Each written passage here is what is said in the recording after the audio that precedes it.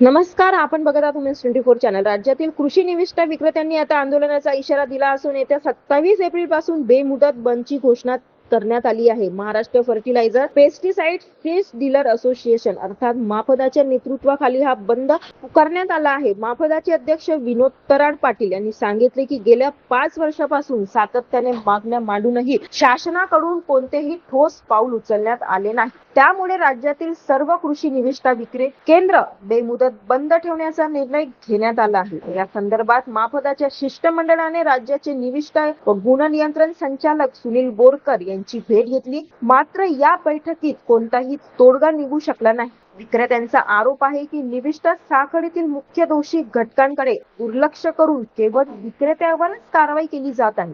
तसेच कंपन्यांकडून लादले जाणारे लिंकिंग अप्रमाणित मालाच्या प्रकरणात उत्पादकाच्या ऐवजी विक्रेत्यावर होणारी कारवाई आणि HTBT कपाशी बियाण्याच्या तस्करीवर नियंत्रण नसल्याबाबतही त्यांनी नाराजी व्यक्त केली. दरम्यान अमरावती जिल्हा कृषी साहित्य विक्रेता सेवा संघाचे अध्यक्ष मिलिंद विलासराव इंगोले यांनीही या आंदोलनाला पाठिंबा देत विक्रेत्यांच्या समस्याकडे शासनाने गांभीर्याने लक्ष देण्याची गरज व्यक्त केली. राज्यातील सर्व जिल्ह्यातील स्थानिक संघटनांनी या बंदला पाठिंबा दर्शवला असून त्यामुळे शेतकऱ्यांवरही याचा परिणाम होण्याची शक्यता आहे. आता शासन आणि विक्रेते यांच्यात तोडगा निघतो का याकडे सर्वांचे लक्ष लागले आहे. नमस्कार, मी मिलिंद इंगोले, अध्यक्ष अमरावती जिल्हा कृषी साहित्य विक्रेता संघटना.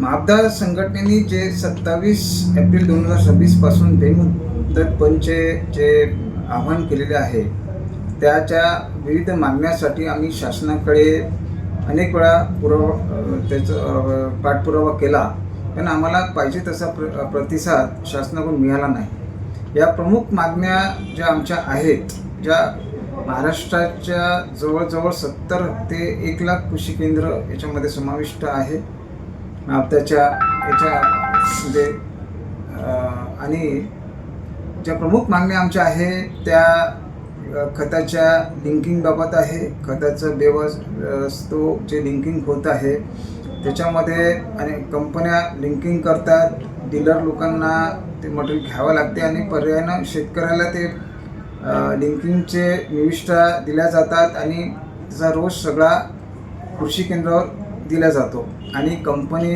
त्याच्यामध्ये सुटून जाते. दुसरी मागणी प्रामुख्याने आमची जे होती ती होती साथी ॲपबाबत. साथी ॲपचा फेज 1 पर्यंत लागू करावा, फेज 2 शासनाने लागू करू नये, पण शासनाकडून त्याची सक्ती होत आहे. तिसरी मागणी, महत्त्वाची मागणी आमची जी आहे ती सॅम्पल फेलच्या बाबतीत आहे की सॅम्पल फेल येताना कृषी केंद्र धारकाला साक्षीदार बनावे, त्याच्यावर कुठल्याच प्रकारचा त्याला पार्टी करू नये. हा तिसरा मुद्दा आमचा महत्त्वाचा मुद्दा आहे. चौथा मुद्दा आमचा, शासनाकडे आमचे अनेक वर्षापासून जे सॅम्पलचे पैसे अडकलेले आहेत ते आम्हाला वापस मिळावेत किंवा त्याचं जे काही अनेक वर्षापासून महाराष्ट्रभरातून करोडो रुपयाचं राशी त्याच्यामध्ये आहे ती सुद्धा परत मिळावी, ही आमची प्रामुख्याने चौथी मागणी आहे. त्याच्यानंतर जे खताचे DAP आणि युरियाच्या बाबतीत शासनाने आता एक आदेश काढला आहे, तो आदेशाचा फेरविचार करावा, कारण कृषी केंद्रामध्ये येणाऱ्या शेतकऱ्यांना त्या पद्धतीने विक्री करणे आम्हाला शक्य नाही. अशा प्रमुख मागण्यासाठी आम्ही दिनांक 27 एप्रिल पासून बेमुदत बंदचे आवाहन करीत आहोत. त्याच्यामध्ये महाराष्ट्रामध्ये जवळजवळ सगळे कृषी केंद्र बंद राहतील आणि आम्ही माफदा संघटनेच्या वतीने व अमरावती जिल्हा कृषी साहित्याच्या वतीने मी शेतकऱ्याच्या याच्यात घेणारे दिलगिरी व्यक्त करतो आणि त्यांना आवाहन करतो की आपल्याला लागणाऱ्या निविष्ठा आपण त्या तारखेपूर्वी घेऊन घ्याव्या, जेणेकरून आपल्याला कोणताच त्रास होणार नाही. धन्यवाद. अशाच घडामोडीसाठी बघत रहा उमेश 24 चॅनल.